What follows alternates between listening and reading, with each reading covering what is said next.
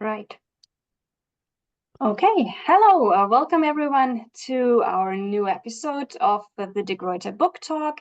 My name is Rabia Ripperot and I'm an acquisitions editor at the history department at De Gruyter Brill. It's still a new thing to say. Today we're going to talk about a book that came out earlier this year in our book series Transnational Queer History.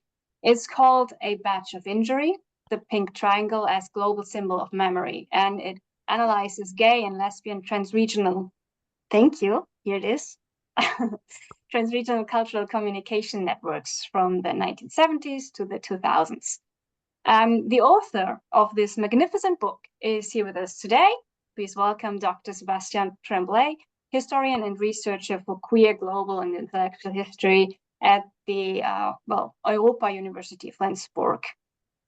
Also here with us, the series editors of the before-mentioned series, Dr. Sabrina Mittermeier, researcher of US history and transnational context with the focus on popular culture in the 20th and 21st century and history of sexuality and queer history at the University of Kassel, as well as Dr. Bodie Ashton, a historian of 18th to 20th century Germany and also queer, trans and gender non-conforming identity formation in the 20th century, who is working at the Center for Contemporary History in Potsdam at the moment. Thank you all so much for being here. And now, without further ado, I hand over to the author to tell us more about the book. Before then, the series editor highlights some of the aspects they were particularly intrigued by when reading. So, Seb, the floor is yours.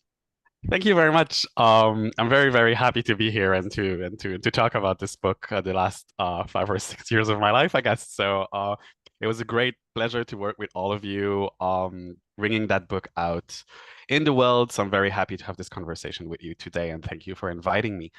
For the sake of time, I thought I would kind of like prepare like a small, 10 minutes to talk about the book. Please feel free at any time to like interrupt me if you want to say anything. I kind of like divided this in my mind in 3 ways. I first want to bring you with me on the genesis of the book. I basically want to tell you like why I wrote this book. There's an experience that really branded me at the start of my studies that I also talk about in the book, and I wanna talk about it, and then I want to bring you like on a journey with me through the book, like in a small like CDF doku, bringing you on a journey with me in the book. And then in the end, basically tell you why I think this book had to be written and what we can do with it. So for those of you who are teaching, and that's most of you, it's great to know that when we are teaching, some of the things we're doing actually stay with the people that are in the room. And this was the case for me in 2015. I'm old. I was doing my master in global history at the FUNHU, so the Freie Universität Berlin and Humboldt-Universität zu Berlin. And I was in a seminar organized and taught by Professor Dr. Martin Lücke on the history of homosexualities in Germany, so mainly in the GDR and in FRG. And we were reading a text by James Stickley about the commemoration and debunked myth about the commemoration of persecution of people deported for homosexualities during National Socialism. And it was very interesting because we started talking about the pink triangle. So that was the symbol used to brand people deported for homosexualities in concentration camps. And I was remembering how I had this pink triangle in posters in my room in North America back then. So I'm Franco-Canadian, I'm from Montreal.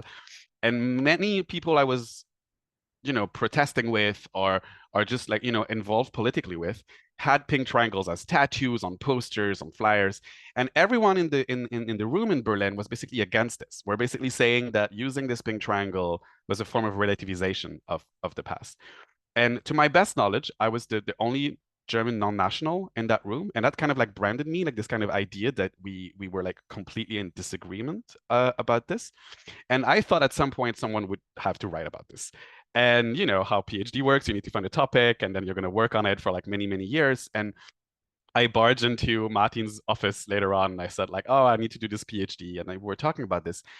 And I think I'm not writing this book, or I did not write this book in order to find the solution to this problem, right? I'm not saying is it good or is it wrong or is it right to use the pink triangle. I rarely think that those kind of questions are relevant or interesting for historians. I think it's much more interesting to contextualize things and to try to understand how was that complicated and how did that came about.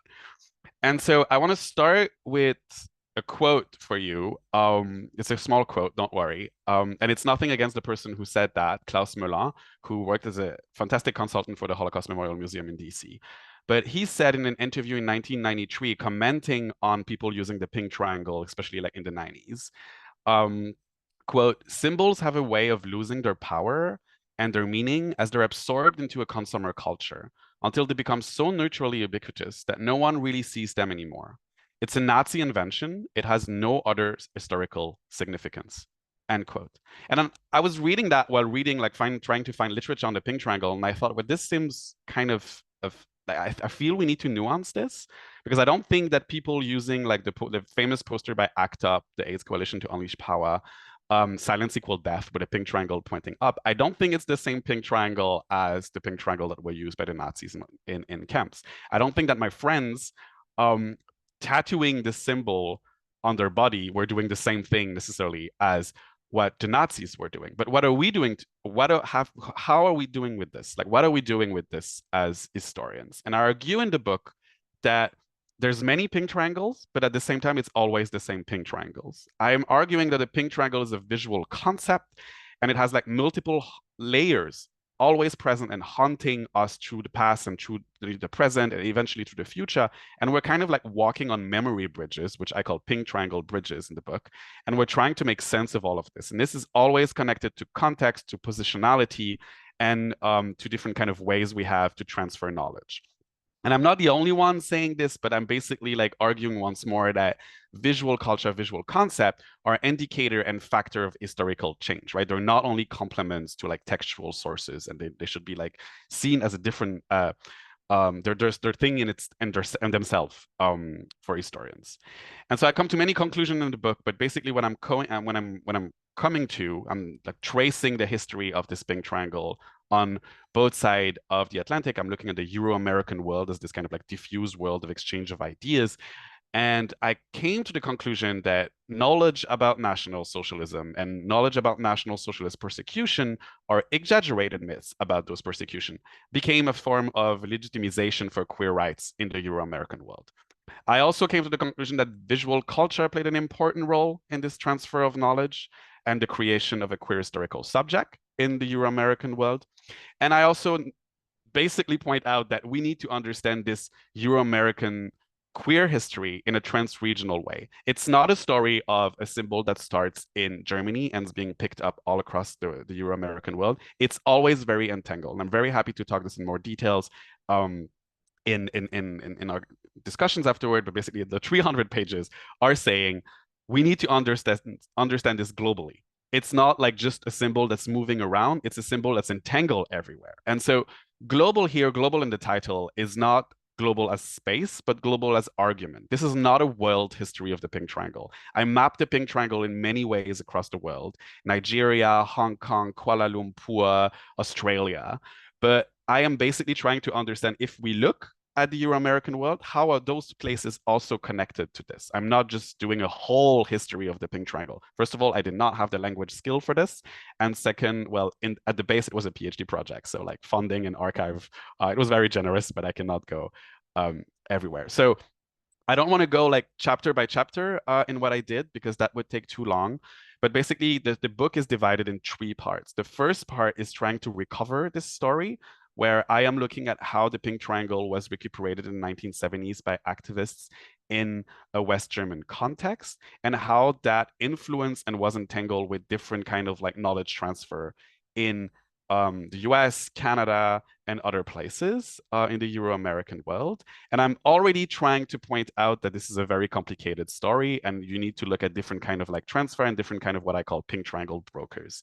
Then the main core aspect of the book is the second part, where I'm trying to explain that this is not a success story. I am not writing a success story of queer memory. I am not doing a Leonization of queer activism.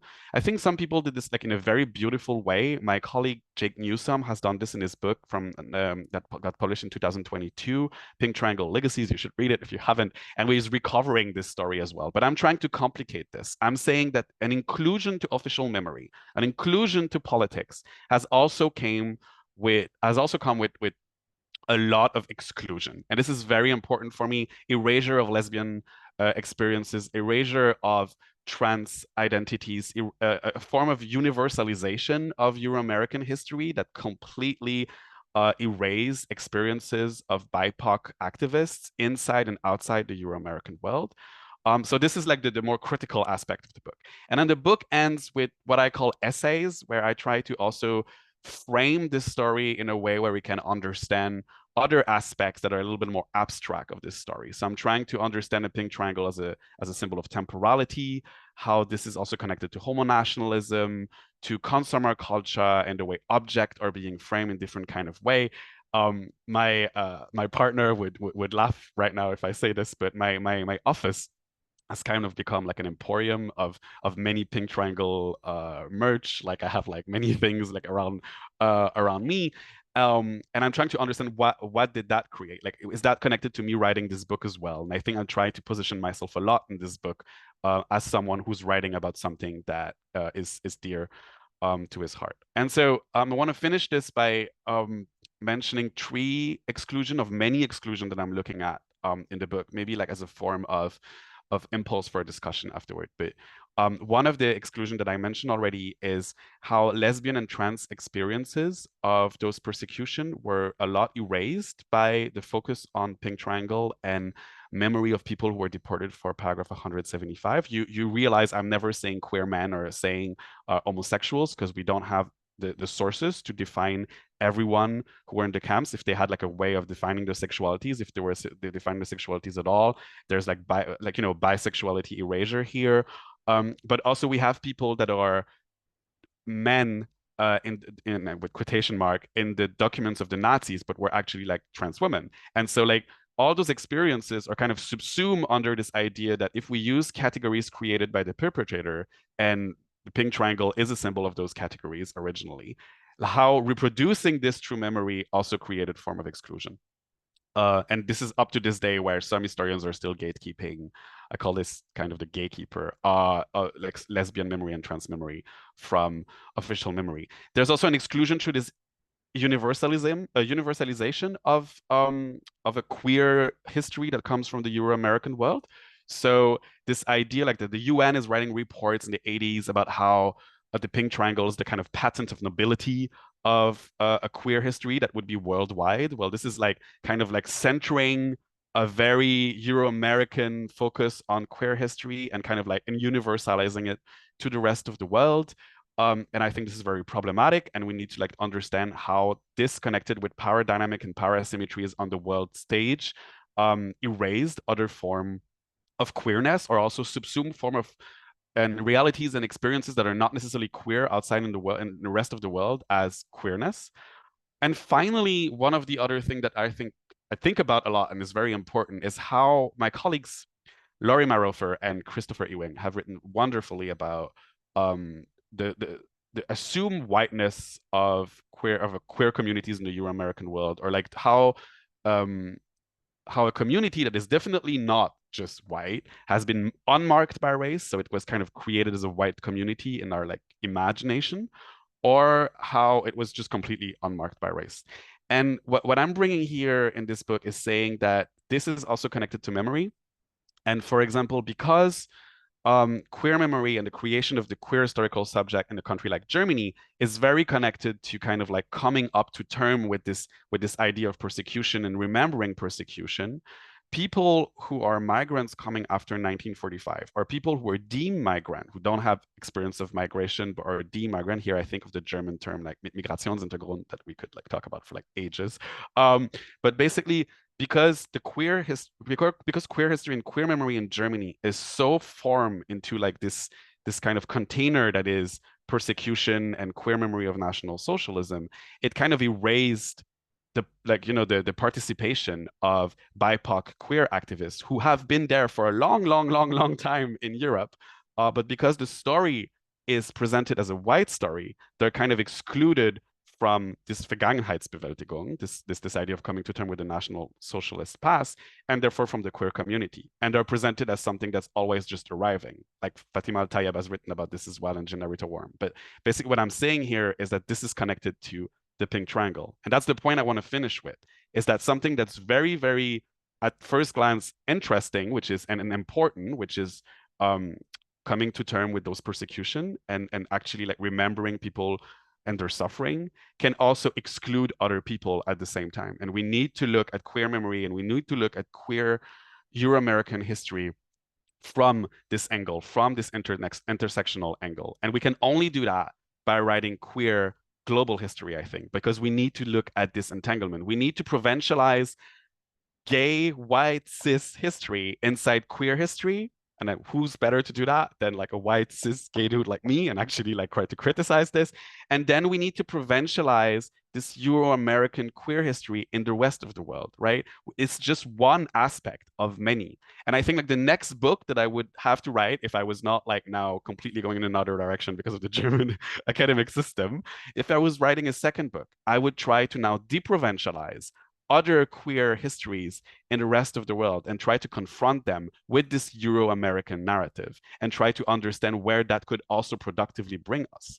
And this is not something that I can do by myself because I don't have the language skills, but also because collaborative work is actually way more productive if we do global history. So if you hear this right now and you're interested in this, this is really something, a project that I would also love to do.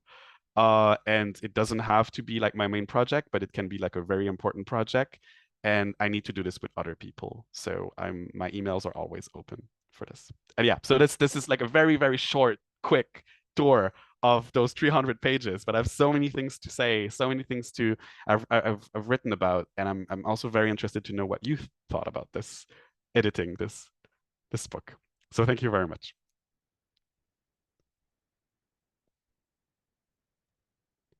Thank you. Thank you so much. Yeah, we can go right in. Bodhi, Sabrina, whatever you want to say, just go for it. Who's supposed to go first? Is the question. Sabrina, please, you go first. Okay. Yeah, thank you. So I think my very like short notes that are, however, pertaining to very big ideas in this book, and I think that speak to like the larger book series we have, like transnational queer histories. Like the first one is that idea of the transnationality and the global that you have in the book, and that it's not this like one-sided transfer, but it's also not like just a transfer between like one or two countries, how I think like transnational history was sometimes conceived before it was like broadened. And I think that it's a constant entanglement and constant exchange, I think is very important. It's a very important approach for queer history in general, because that is the reality of things, that's especially the reality of things in a like post-war world, in a Cold War world. Any source I've ever looked at that had like German queer activists they were always in exchange with people in the Netherlands and in Austria and in France maybe, but also then the US, obviously, because the US with Stonewall took on such a big kind of role, but then also the UK, and then further on and further on and further on. And obviously there's a big gap here where it's like less with the global South, quote unquote, right? But it's always been this. And I find it really tough to write any kind of queer history that is not global. And I know that within the scope of like single book projects by single authors, we always have to like pick our examples like you have done in the book. But I think ultimately this is where like a lot of this has to go, and how we have to see this history. And that might also be true for things that aren't queer history, but especially true for queer history because of how the activism has worked. So I think that is like a very important like sort of contribution you've brought to the discourse, because it is something that other people have to pick up now, or I hope other people pick up, that I'm trying to pick up in what might at some point be my second book. I'm supposed to write this right now, and we'll see where that's gonna go. But like generally, that's an approach that I think more people have to take. And in sort of in connection to that is that language barrier, or quite often is a barrier. It doesn't always have to be a barrier if we're multilingual, but I think that is also another sort of important point. There's a reason why we decided to at least be open to publishing books in both German and English, but that is still only 2 languages. And I mean, that is obviously like due to the fact that like both of us are series editors, and then also people at the Gruyter, those are the 2 languages we speak well enough to feel confident in publishing and editing and so on and so forth. But obviously that's still limited. But I think sometimes that is even a hurdle. And I've heard countless discussions within like German history, for instance, where some German historians don't speak English well enough to read all the scholarship in English even, and so on and so forth. And I also want to highlight that like we make these choices of like publishing in English, but even within this call right now, only one of us is a native English speaker. And Seb, you're neither a native German nor English speaker. You're doing this in like a second, third language, right?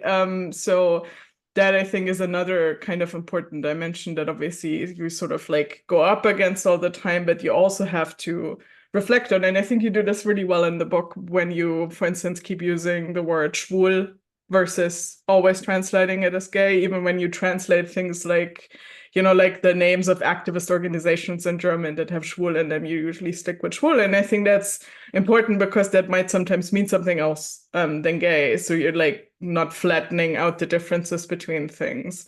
And if you're like within queer activist communities even in the US and in Germany, like there's so many different nuances, also how trans people use certain terminologies. For instance, the term transsexual is still way bigger currents within Germany than it is in the US for certain generations of trans people, et cetera, et cetera.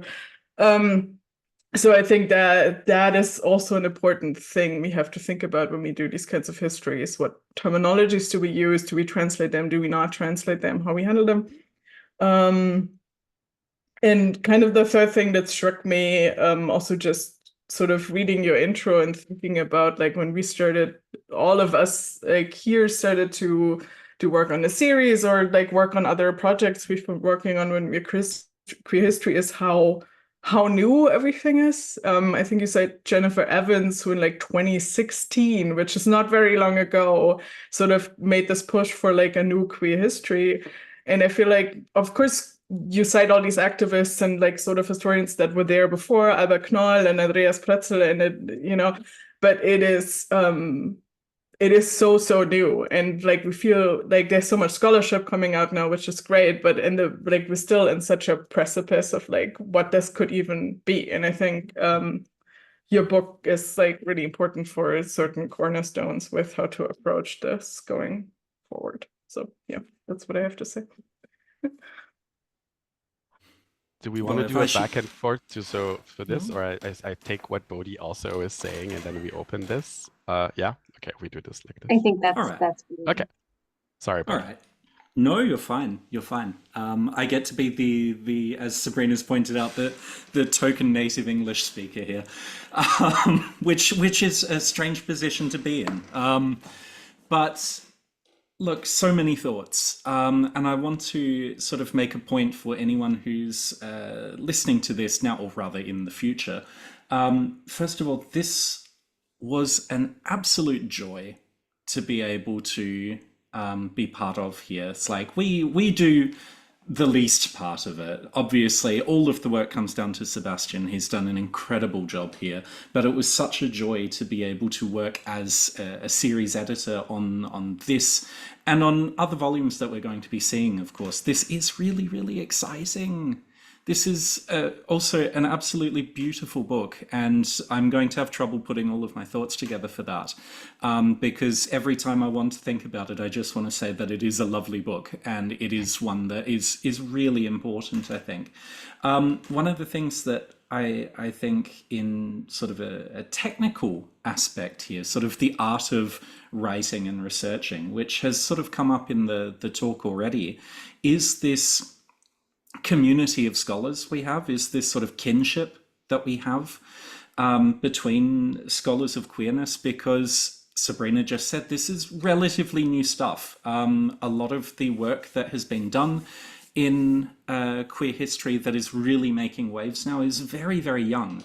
And that means that the field itself is relatively young, and that means that there are relatively few scholars doing it. So I think it's sort of a lovely aspect of this, that there is a limited number of people who all sort of collaborate in many different ways. And you see this through this book and through the discussion as well, that, you know, there is reference paid to other scholars, that there is this acknowledgement of the importance of this work done. And I think that this is really important for scholarship in general, that this is something we need to remember and need to really sort of keep hold of, that we are actually in the pursuit of knowledge, as cliched as that sounds, and we're not in competition with one another. We're all collaborating in this way. Collaborative work is so important here, as Sébastien's already pointed out.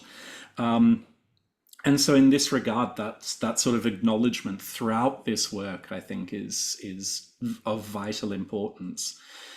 I also like to say very often that all history is queer history, which again sounds a bit like a cliche.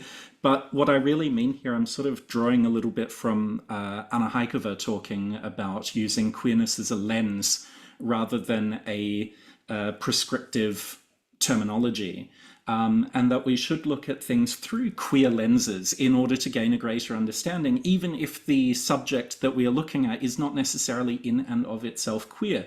And this discussion of terminology and the usage of terms and the usage of icons and symbols and so on throughout this work has much greater relevance than obviously the very relevant example of the pink triangle itself, but it also brings into question how we're meant to understand the use of various symbols and terms that have a certain laden meaning to us. The pink triangle has an obvious meaning, but maybe it's not necessarily that obvious, as is pointed out throughout this book, that, you know, there are very, very many different understandings of what this symbol can mean for any different audience looking at it or utilizing it. If people are talking about it in a seminar room in the middle of the 2010s at the HU or the FU, that's remarkably different to what the understanding of it might be back in the 1970s and so on. And this is important as we start looking in terms of, you know, are we talking about global queerness? What does global queerness actually mean? What does it mean? Again, as Sébastien has pointed out quite extensively, I don't need to repeat everything he's already said, but, you know, if we're going to use terminology such as queer, what does that mean for a certain audience? What does that mean in a different context? And we deal with this in a number of different disciplines and subdisciplines. I'm part of a global history department at the moment, and we were just having discussions about how in the 1960s there's talk about the quote-unquote Iron Curtain around Angola. There's sort of a reason why the terminology Iron Curtain is being used here. It has a certain meaning and understanding, and we really need to get to the bottom of what that actually is to understand what is happening. And in a similar way, we're sort of seeing that in this book with regards the pink triangle itself. And the last point that I really want to point out here is I'm going to echo Sabrina. It's nice that we're sort of picking up all of the similar things and the importance of this work, but that this really is important to look at the entanglements of queerness, queer identity, queer identification that go beyond national borders, because really that entanglement does exist and exists for a very, very, very long time. Patricia Simonetto's recent work on the trans history of Argentina makes a point of, by trying to write the national trans history of Argentina, you're actually exploding national historical myths. And it is by necessity a transnational history. And this is something that also comes across very, very importantly in Sébastien's work here. So all in all, this is why I wanted to start by saying that this really was such a joy to be able to sort of get the first look at as well before it ends up in print, because it brings together so many of these important aspects that I think are vital for the book itself, that are vital for this series, Transnational Queer Histories, where obviously we want to be looking at transnational subjects and we want to be looking at queerness, and here's a prime example of that. But I think much more broadly, also really vital for us to start thinking and rethinking what it actually means to do history in the 21st century.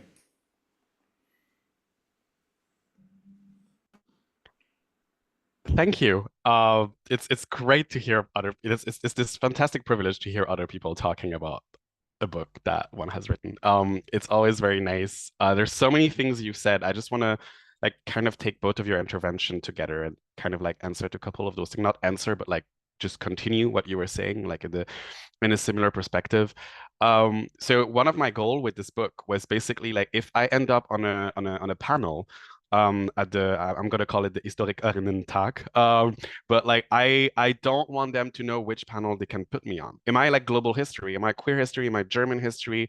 Am I US American history? Or am I conceptual history? Right? And I would say this is what's fantastic about my research in a way, is that like I don't like we do have those siloed identity and siloed disciplines and parts of the disciplines and fields, but like all of this is connected, like Bodhi just said, all of this is connecting together, but it doesn't mean that like it's dismissive of the others, right? You can write a global history of Germany without dismissing German history, because German history has its own context as well. So this is not about like different fields that work against each other, but like just how they can learn from each other. I think like a lot of what we do as queer history, Benno Gammel does this a lot, like kind of question this, like those big narratives of liberalization of Germany and big narratives of Vergangenheitsbewältigung and all of this. And it's very interesting to actually that has been said before, like already in the 60s, right? Like liberation was only for others was a quote a lot, right?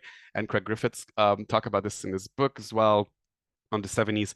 But it's not like those fields are not working against each other. They're working together. And I think like I'm pleading for, like I'm doing this plaidoyer for a global queer history that also takes into consideration our colleagues who are writing more local history that are not necessarily entangled, and also questioning the power dynamic inside global history. Who's allowed to do global history? Who has the funding to do global history? So this is also something that we need to think about. I really want to talk about language real fast, because you mentioned it, Sabrina, as well, like, and you can hear it as well right now in our conversation. So English is my second language and German is my third language, right? So I find myself always in this position. Also in this network I'm in, like, for queer history, organized by Andrea Rottmann, Benno Gammel, and Martin Lücke from the DFG, and like we're doing this network of like people all across the German-speaking world, but also with colleagues from the US or from Canada or from other places that are not in the German-speaking world, and we're trying to bring all of those people together. And I find it's fascinating how a lot of people who are working on this that we are quoting tonight and quoting also in the book are not necessarily quoted in German academia for reasons that Sabrina already talked about. But a lot of the people in US America or Canada, or whatever we call North America, are also not quoting a lot of people who wrote in German. And I find myself kind of in the middle of this, trying to like be that person who doesn't fit like in both of those places, because like those are two of my like, second and third language, and try to understand how we can have this conversation and push it further. And this I'm doing through this kind of fixation I have on concepts. I've been corrupted in conceptual history from the beginning of my career.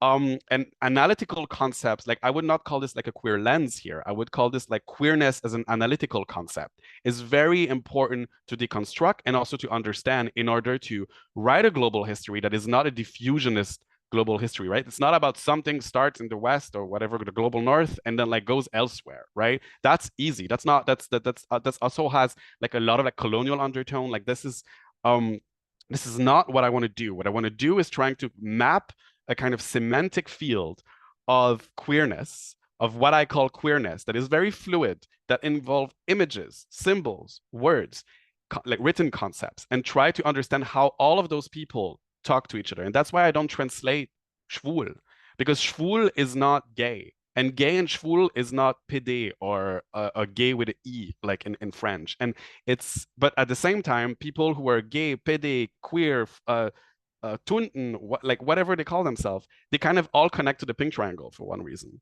So they're connected in the same semantic field that I would call queerness. And so therefore, like, it's very important to think about language and to learn from each other. And we can only do this collaboratively. I just had a conversation with a colleague who's a German native speaker, Corinna Thomberger, who, like, we had this discussion about my use of Vergangenheitsbewältigung, for example, because she was just like, well, I understand what you mean by this, but, you know, the past is, you never come to term with the past. So like in Germany, we also need to criticize this idea of Vergangenheitsbewältigung. And this kind of like conversation we can only have when we speak different languages and we try to like understand our historical concepts. So that's like was the richness of writing this book, I think, is that I opened my mind to all those conversations, which was sometimes paralyzing because I did not know like how I could write this.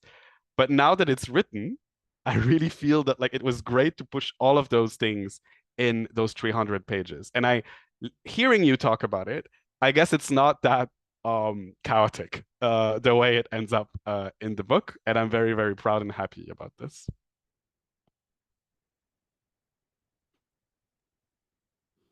I think the point about language there as well is just so powerful too, because I've had it myself in my own work when talking about trans people in the pre-war years in Germany. The Hirschfeldian term transvestite is not the same as the English term transvestite, even though they obviously very often get translated as one or the same because they have the same word root, but they're very, very different connotations. So I think that's a super powerful point to make there. And I just actually, if you don't mind, I just quickly wanted to come back as well to a point that was made about the erasure or the eliding of certain people as a result of the sort of memory culture that is developed here.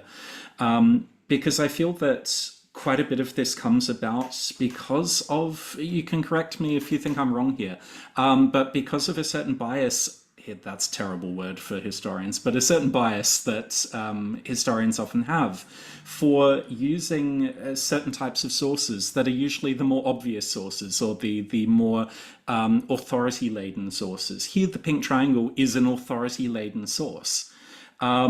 Insofar that it is something that was invented by authority. In the same way you mentioned the eliding of trans people and lesbian women, for example, because we're not going to find them in the official sources of the time under the sort of very, very clear, very explicit rationales for persecution that we will find with gay men, for example, or people read as being gay men. Because, of course, paragraph 175 is very, very clear. It's a law that is specifically, not just, but specifically against homosexual sex. And we don't have the same sort of thing in such explicit terms against lesbian women or trans people. But this is, and as a result, you know, we have people looking at these sources going, well, that's obvious that that's what happened, you know. Whereas the others are a bit more creative and difficult, yeah? I think this is where, and Sabrina can probably say this much more than me because Sabrina, you do cultural history in a much, I think, deeper way than I'm doing. But I think this is showing, Bodie, that, and you're right into this, that like there's a haunting, I call this the haunting potential of paragraph 175 in my research. And like there's this idea that something that is very connected to law and power and is then being picked up in cultural productions. And that's why it's very important for historians to also look at art, at it, like, at not only like images and symbols, but like art, music, a lot of like other things that are not necessarily seen as less, like more biased or subjective, or like how we want to, like how some people who are more conservative in our discipline would look at this. And because this is what actually transpose the power dynamics of the state and law into culture, which is then disseminated and becomes just some kind of like reality, right? And so, I mean, it's much more complicated than that. But I think this is why I don't know what that book is. I don't know if it's social history. I don't know if it's cultural history. I'm just trying to map all of this at the same time, piggybacking on many things I've learned through my studies and also through my research. But yeah, we need to like kind of expand our sources in order to make sense of this. I don't know if you agree, Sabrina. Yeah, I'm putting you on the spot. I'm sorry. No, that's fine. I think that's also a nice, because I think we're supposed to wrap up soon, but it might be a nice way of bringing this back to also what we're trying to do with the series. And if anyone is listening and is thinking about pitching to it, because I think because you also like you work with the play Bent, right? And you have arts in there, and you have sort of this cultural dissemination in there. And what we're trying to also have in the series is like popular culture, or how you want to call it, art history. It could also be part of it, etc., because especially in a context where we talk about marginalized people who are not necessarily always part of sort of the powers that be, they will write their histories in different spaces, and they will pop up in different spaces. And I think this is where we need to broaden it, because if we just look at the official like Akten, like the Nazi Akten, where we look at like whatever, we're missing so much of like how people are actually living their lives. And it also goes beyond maybe letters and so on. It is about art, and it is about other like pop culture, or however you want to say it. And I think that's important. Or like fashion, for instance, when people are gender non-conforming, how they dress is such a big part, or like makeup, etc. So I think that is sort of, I think if you really want to do queer history in a meaningful way, you always have to look beyond sort of what is sometimes considered like the traditional, like the sources that historians are supposed to look at, quote unquote. And I do also think that this is changing within the field, thankfully, but it is always like, there is still sort of a push and pull between generations of historians, particularly when in Germany, in a very sort of conservative context of German history. So we do hope that this is where the series will go. And we also do hope our series will diversify, because I think we should address that. So far, we've mostly had, as far as I know, cis heteronormative, cis, not hetero, obviously, sorry, cis people, mostly white cis people, writing for us, or like pitching to us. And like, we definitely want to broaden this, and our like board is also more diverse than this, and we do hope that the books we put out will have more diverse authors and more diverse topics. There we go. Yeah, absolutely. Thank you so much. And as Sabrina so rightly said, we have to wrap up, unfortunately. Although obviously we could go on for so much longer with so many different directions. Like German academia alone would take us days. But it's been a wonderful discussion to listen to from my side. So thank you a lot for that. I think that the book is a brilliant, almost first book of the series, and it's opening so many questions for future authors and future researchers to look into more. And who knows, Sébastien, I mean, maybe you'll come around to that topic again for a third book. Who knows, or fourth. And you're always welcome to pitch to us, of course. I would love to. Edited volumes of the Pink Triangle globally, or how Sébastien Tremblay was wrong in 15 other chapters. I would love that. Perfect. And in all 3 languages, or as many as we can fit in. Too, yeah. And I wanted, because the quote is too good to not talk about. It's one Jennifer Evans, who was brought up before, brilliant historian, based at Carleton University, I think. who said about your book, it's essential reading in these turbulent times, with kind of nice rounds up what the book is about and why it is essential for people to read and go into. So yeah, well, thank you so much for doing this today and enlightening all of us. Thank you for having me. Thank you for discussing with me, and thank you for organizing everyone. this. It was a Thank you so pleasure. much. Yeah. Okay, that's it for today's book talk. Thank you for everybody who listened, and stop by next time. Thank you. Bye. Bye. Bye.